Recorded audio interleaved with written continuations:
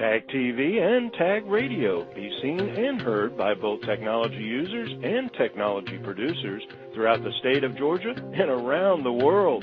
Low cost, big benefits, powerhouse online branded video and audio has arrived. Tag TV, Tag Radio, there's a lot more to know. This edition of Tech Talk is brought to you by GlobalSpeak.com, new media consultants, corporate video and audio communications, video and audio production and distribution, live and virtual event production. Tag TV and Tag Radio is a service of GlobalSpeak.com, creatively delivering powerful marketing, video, and audio solutions. A distinct culture is the reason people who know choose BDO. Founded on timeless values, motivated by entrepreneurial thinking, anchored by individual accountability and professionalism, and distinguished by quality and independent service. It began with little more than a good idea, personal drive to achieve, and a commitment to hard work. That could describe many an early-stage company in today's dynamically expanding world of innovation. A 22-year-old with the vision of an entrepreneur emerges from a tenement in Manhattan's Lower East Side to open a one-room office in the city's Park Row. Fast forward. The firm today is a leading accounting and consulting organization with extensive national and global footprint, sophisticated and loyal clients, and a talented team of people that serve those clients in 41 offices and more than 400 independent alliance firm locations nationwide, and multinational clients through a global network of 1,082 offices in 119 countries. Greetings, everyone. It's Tuesday, June 12, 2012, and this is Tech Talk with Technology Association of Georgia President Tino Mantella. I'm your guest host, Frank Baia. The world of innovation. At what stage of growth does it make sense for an early-stage company to seek capital? How do you turn private equity and venture capital into growth-oriented tech companies? What is the next hot tech sector that's going to attract capital? And what about the upcoming presidential campaign's impact on technology investments? For more than 100 years, people who know choose BDO. Up to the Tech Talk, Bob Pearlman, CPA assurance partner at BDO. Having more than 30 years of experience, Bob has provided expertise to both closely held and privately held growth businesses in strategic planning, business consulting, auditing, SEC reporting, and accounting services. Having previous experience for many years with an international accounting firm, including being part of that firm's national technology industry team. At another international accounting firm as a partner, technology and manufacturing industry leader for Southern California. 2 years as CFO at a closely held distribution company, 6 years as the managing partner of Pearlman and Markel. Bob has been with BDO USA LLP for 10 years, currently leading the Atlanta office assurance practice, focusing on companies in technology, manufacturing, distribution, and private equity industries. A member of BDO's National Technology and Life Sciences Industry Group, Bob has served as a team captain for BDO's National Quality Control Group. Private equity, venture capital investment, the right stage to seek capital, hot tech sectors, and the president election's impact on technology investments. As the Tech Talk meets Bob Pearlman, assurance partner, BDO. After all, people in the know choose BDO.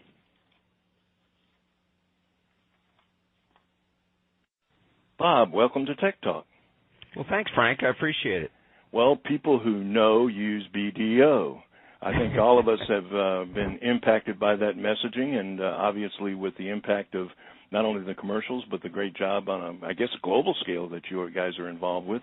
We're going to have some fun today because we're going to gain some insights that probably are usually only limited or accessible by some top CEOs or CFOs. So one of the things I'm really curious about is, the whole area of innovation. The concept of what might have been innovation just a few years ago when the word was kind of maybe used occasionally. Now it's a case where I'm afraid it can't pass 20 minutes without something being innovative or having an innovation tied to it. I guess my point is that when you deal with private equity and you deal with venture capital, how do you really navigate through the unlimited amounts of incubators, unlimited amounts of startup situations that seem to be percolating almost everywhere you look? I mean, how do you go about identifying growth-oriented tech companies?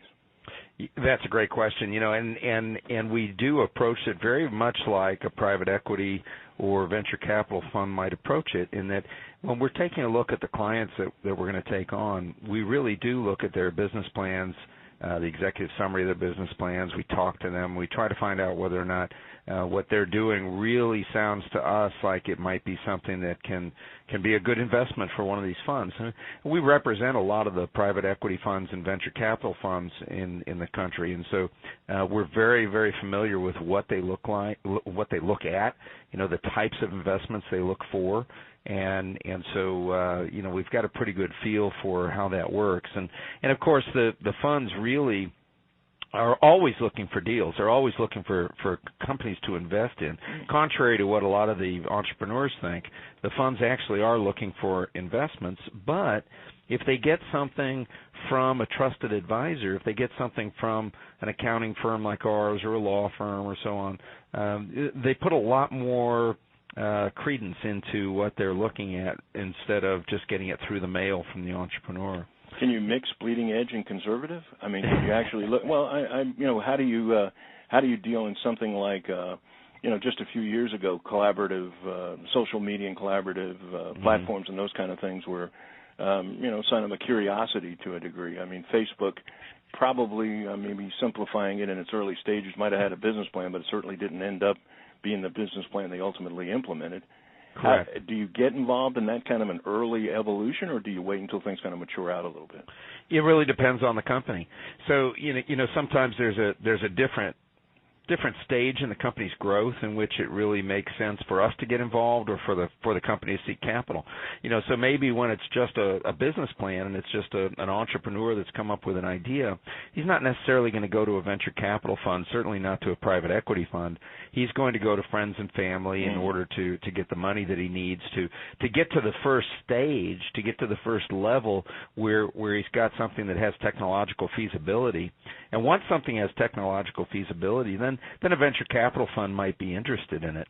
And it's not really until a much later stage, where you get into the, companies that maybe are a couple of years old and have hit the ground running, have some pretty good revenue and profits and cash flow, that then a private equity company, a private equity fund would get involved. But it's the earlier stage venture capital funds that get involved in these really interesting things. But, there are lots of companies, there are lots of funds out there that are kicking themselves for not having invested in Facebook. As interesting as the Facebook IPO turned out to be, clearly the funds that invested early have made a lot of money and a very, very good return on the investment, and so it's turned into a pretty good investment. But it's interesting when you phrase it as saying, conservatism and bleeding edge.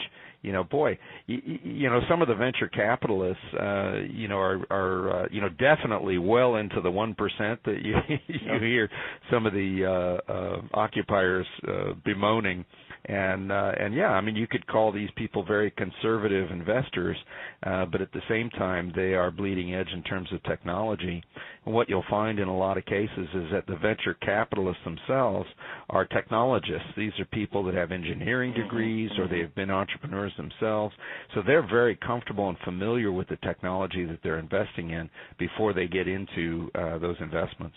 Well, again, when you say comfortable or familiar, and with we jokingly say occasionally on this program about things are dynamic, and then there were dynamic fluidity, and then they grew exponential, and now we kind of jokingly say phantasmagoric, because when something is comfortable or something is, you mentioned, I thought was an interesting term, tech feasible. When the technology reaches a point of feasibility, does that indicate a point of commerciality? Can you actually tie the feasibility of a concept as being marketable? Well, that's another good question, because just because something works doesn't mean someone will buy it. Well, so you have this engineer with a great tech, computer background and those kind of things. Don't you still need? I'm trying to understand. Yeah, you need commercial feasibility as well. You're right. And also, just because something works or might be something that someone needs, maybe to solve a pain of some sort, doesn't mean it can be produced for something that's commercially feasible. Mm-hmm. If you have something that solves a $1,000 problem, but it costs $5,000 to buy it, that's probably not going to work. But if that's it's been my investment. That's been my investment strategy. That's right. I'm glad I now know somebody at BDO. That's right. Well, go ahead. No, I was just going to say, but if it's if it's $1 million problem and you can solve it for $10,000, then you can sell that thing a couple of times a week. Yep. Okay, now based on some of that conversation, what are some of the hot tech sectors that are attracting capital? Well, you mentioned social networking. That's probably the hottest one. I mean, clearly, people like to see the pioneers go in and blaze the trail, and so Facebook, of course, is one of the big ones that blazed that trail. Before it, there were a couple of others that kind of fizzled out. But social networking is a big deal right now. So that's a very, very hot tech sector right now. Also, anything having to do with healthcare services. Mm-hmm. Healthcare services attracting a lot of capital right now. And medical devices, depending on what the device does, clearly there are medical devices that are being designed and put out by a lot of folks on both coasts. They have to go through the testing. It's very, very expensive to go through, all the governmental approval and so on. But once you get a good medical device out there, it can sell for a lot of money. That kind of drifts back to what I was bringing up earlier about what I'll call the sea of innovation. I mean, there's so many new incubators, not just every city and every state across the nation, but obviously all over the world. And great minds. What about redundancy and duplication? And when we're dealing with social media and the idea of this access to everything and immediate connection, and yet in the area of innovation, is that an issue? Do you actually see, say, for example, 2 or 3 concepts being developed simultaneously? Remember the old garage.com mm-hmm. concept back in the .com days of somebody in a garage, some other place is doing it? Yeah, absolutely. You've heard great minds think alike. Sure. And it has a lot to do with following up on, where the pain is, what needs to be fixed. Where are people having frustrations in getting business done or social connecting or whatever. And so people will then come up with the solution. Someone will do it one way, someone will do it another way, but it might be a similar solution for the same problem. I think it's very naive when I see business plans that come to me where the entrepreneur, in identifying his competition, says there's nobody doing what we do. Mm-hmm. I always discount that comment extremely because I think it's, again, very naive to think that there's no one else doing this. And I think that person hasn't done enough homework. I mean, maybe it's true, but it's really, really rare to actually have a situation where you're the only one that's come up with this solution. And a lot of it, in terms of which solution is going to get funded or be successful, has to do with, whether or not this management team that you've put together has been successful before. A lot of it has to do with, do you have a track record? Yeah. I mean, you might have a great technological idea, but if you have a bunch of people that have never done it before, or you're not willing to put your capital into it, then the venture capitalists might say, well, why should I put my capital into it if you've never proven you can do this before and you're not willing to put your own capital into it? But again, there's where's the old cliche about touching the elephant in the dark? You mentioned, we were talking about social media earlier, and you were talking about people like to see the trails being blazed, and blazing a trail on social media. And I thought to myself, sort of like the White Rabbit. If you don't know where you're going, any road will get you there. From Alice in Wonderland, it's mm-hmm. like how can you blaze a trail if there's no where's it going, kind of a thing. So, here you sit having to give console and work out, say, for example, even the proof of concept by saying, well, we look for management teams that have done it before. Yeah, it's like the chicken or the egg. I mean, it's got to be fascinating and a challenge, because I'm sure when you talk about this comfort level of technological feasibility, and then yet dealing in a certain level of unknown, I guess there's a lot of being naive here, but the basic economics and the basic marketplace are still somewhat together, the way they've been in past decades, that you could kind of say blaze a path, follow an evolution, look at the maturing marketplace, kind of see where it's going. Remember the old bit about where are we now, where are we going, and how are we going to get there, or whatever the marketing rules were? Mm-hmm. Can you operate with anything close to that now? It's challenging. It's challenging, and what we do, remember, is we're not the venture capital fund. Right. We're the auditors that audit the financial statements and let the venture capitalists and investors and other people that have things at stake with the company understand how management is handling their money. And that's where we hear constantly from the investors, hey, we want someone that's been successful before. Mm-hmm. So given, three choices, and all choices have the same type of solution for a particular problem, the money's going to go where the people have been successful before, where they've had a successful exit, or they've run a company before, or they have, been involved in this type of technology for a long time. But it's still a consultative role. I mean, obviously, sure. You deal with one and one makes two, but the other side of it is you're sitting at a table and looking at the ebb and flow. I was thinking again of some of the great BDO commercials, and I'm beginning to understand that if you sit back and look at it from a pure accounting standpoint, it's understandable why you would get calls at 3 o'clock in the morning, 3 a.m. in the morning, because it's the poor guy who's trying to figure it all out in the dark that hasn't got a clue and wants somebody to help me here, Bob, give me an answer. That's right. It's funny because there's almost an inverse relationship between the age of the company and the difficulty of the accounting. Young companies are so hungry for investment capital that they'll make some very, very interesting deals in order to obtain that capital. And so they have, preferred stock with all sorts of conversion rights and warrants, et cetera, and the accounting is very, very complex. And so you take a young company like that, where every dollar is important in terms of how they're investing those dollars into moving forward with the success of the company. And accounting is probably not one of the areas where they want to spend a lot of money. And so they don't necessarily have the internal talent to be able to figure out the accounting for those very intricate transactions. And that's where they come to us and they get a little bit of help from us where we can help them with the technical side of accounting for those transactions. Well, I got one for you. If you want to really have I'll give you a tough question, and that is, from the standpoint of trying to figure out what's coming up and what's going to happen next. What's the impact of the presidential election on technology investments? That's going to make it very interesting. Clearly you have some alternatives that are polar opposites. You have on the one hand, you have someone who believes very strongly in free enterprise, who believes very strongly in entrepreneurship, who believes very strongly in investments and supporting those investments and technology. And on the other hand, you have someone who really is more focused on expanding government and spending a lot of money on things that would not benefit the investors in these startup companies. So that election is going to have a huge impact on what happens to the world of technology investments.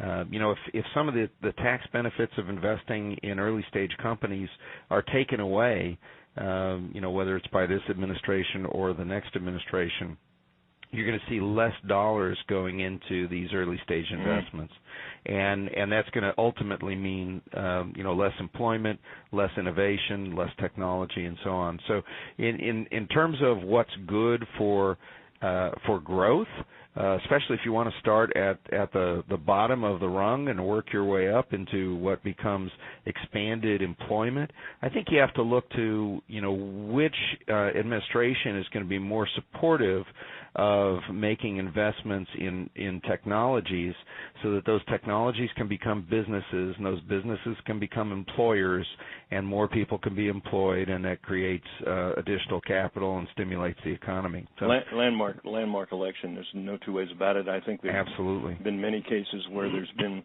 a little bit of a gray area as far as the two positions are concerned, but I don't think there's ever been a clear dichotomy the way these two are setting up. And I can imagine in terms of just trying to figure out what you need to do not only for future clients but even for existing clients depending on how the election goes.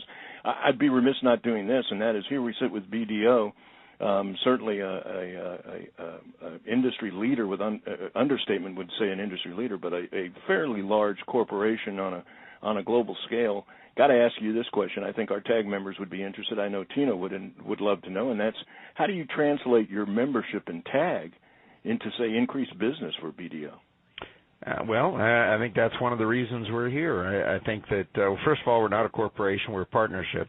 But secondly, I think that TAG is where we need to be in order to identify the technologists of Atlanta, the early stage companies, where the venture capital is going in Atlanta. And I think that our membership in TAG will translate into additional business for us, because these companies that are active in TAG and the venture capitalists that are active in TAG, we'll see that BDO is a presence in the technology community in Atlanta, and will want to do business with us. And that's the ultimate goal, is that we're here to help. We're here to help the technology companies. We're here to help the venture capitalists. We provide a lot of services related to financial statements, tax planning, tax consulting, tax compliance, auditing, transaction due diligence, etc. And these companies that are obtaining capital are the consumers of our services. The ancient philosophy of I believe it was the Chinese that said, "May you live in interesting times," and it was both a blessing and a curse. So I think the challenge is on, but thank goodness for organizations like yours that are there to support and provide understanding in a sea of change. Bob, thank you so much for taking time out of your busy schedule to join us today on Tech Talk. You're welcome. Thanks, Frank.